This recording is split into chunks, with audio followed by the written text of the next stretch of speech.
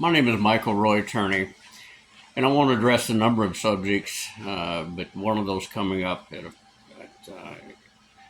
affected my whole family, involving chemicals and the way we process our food and products here. Uh, February the 28th is the 32nd year since I lost Barbara Lee Turney to this product, and it has to do with the way that America grows and processes their cigarettes. Which I learned in '95 contributed to 20 million deaths, hundreds of billions of dollars in medical care to cost to the taxpayers. And yet, because of campaign finance money, contributions, especially heavy on one side to one party, there was nobody ever indicted for the contributing to or participating in the death of these 20 million people, plus my wife, Barbara Lee Turney, Sarah's mother, the one that continues to affect this family, because Sarah was only 4 years old when her 34-year-old mother died, and she suffers from what's called the counselors and psychologists that tried to treat her said she suffers from abandonment or rejection, something like this. And to this day, Sarah blames me for the death of her mother, though the science clearly showed that she died from this product. And she continues to use that to get revenge. Sometimes she blurts out unknowingly, but then again, she puts all these sound bites. She's really good at it, like ABC and NBC are, to make it look like a perfectly innocent person is a monster, which ABC and NBC created that for me, and continue to make money. Because again, the theme, stepfather molest stepdaughter, is a cash cow soap opera. And if anybody's ever followed any of that trash, it would know that basically that's a moneymaker, and it always has been. And ABC is making a lot of money. So when you add allegedly a murder to cover up that molestation, now you got yourself a golden cash cow. And ABC, NBC, Peacock, even Sarah has made a lot of money off of this tragedy in her family of Alyssa running away. So the other issue, again, of the golden sacred cash cow in Washington is the AFL-CIO and its protection by the other party. And I've witnessed this and watched it. Either one of those will get you on the DOJ hit list, and it has.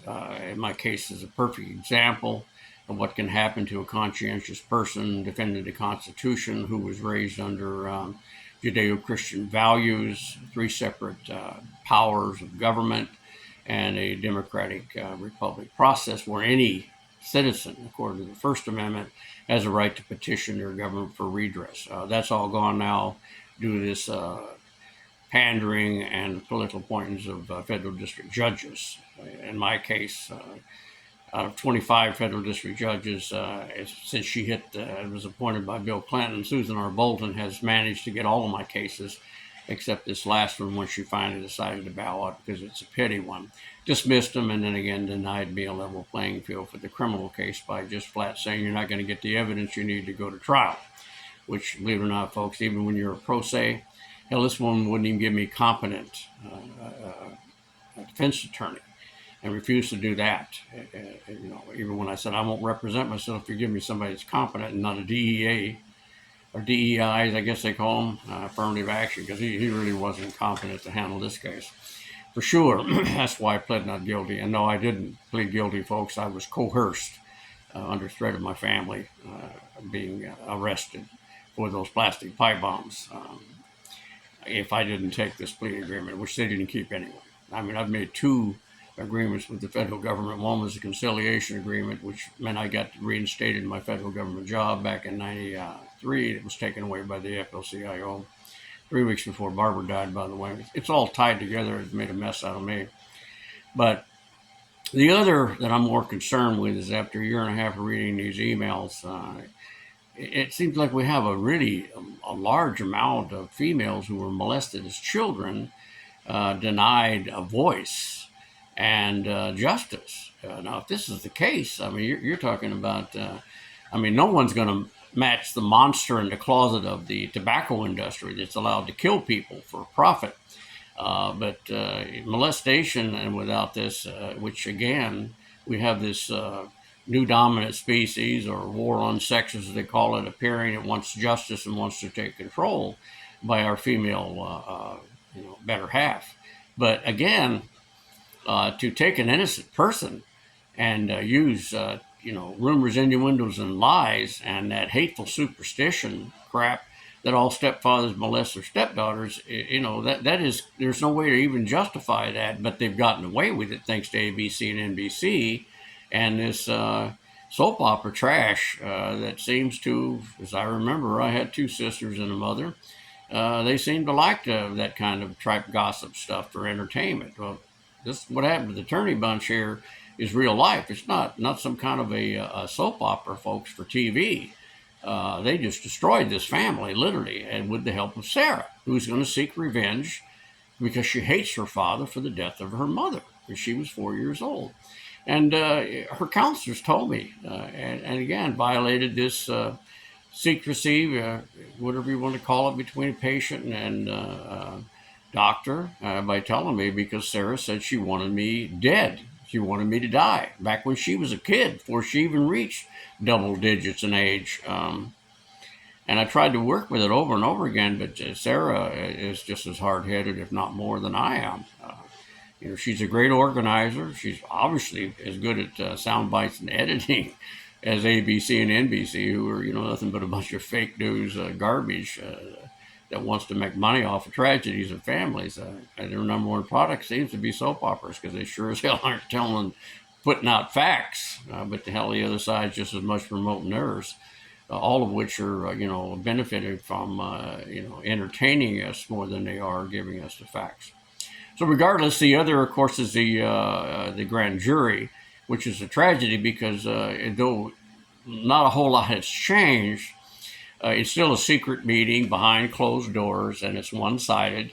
But the thing that's the most key point of it is that police officers are allowed to lie under oath, which Detective Anderson, the Phoenix Police Department, relied on very key issues that I've tried to inform, answering some of these horrible things said about me and my family, to counteract what Sarah's putting out there, which is trap gossip, in order for her revenge. And of course, ABC, NBC, and Sarah are making money off of this tragedy. So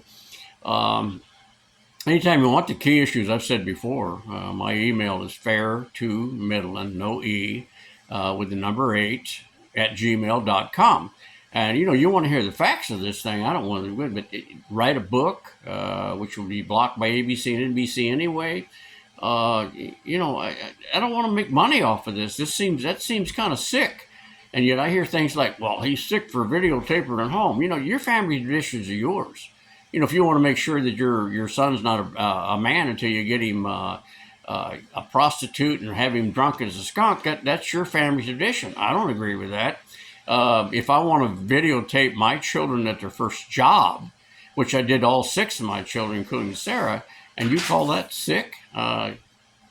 You gotta understand that this nation is filled with people who came from all over the world with all kinds of different traditions, religions, and everything. Nobody has more Christian denominations in this nation and this country other than us. And to criticize and judge other people, that's in God's book under the King James Version.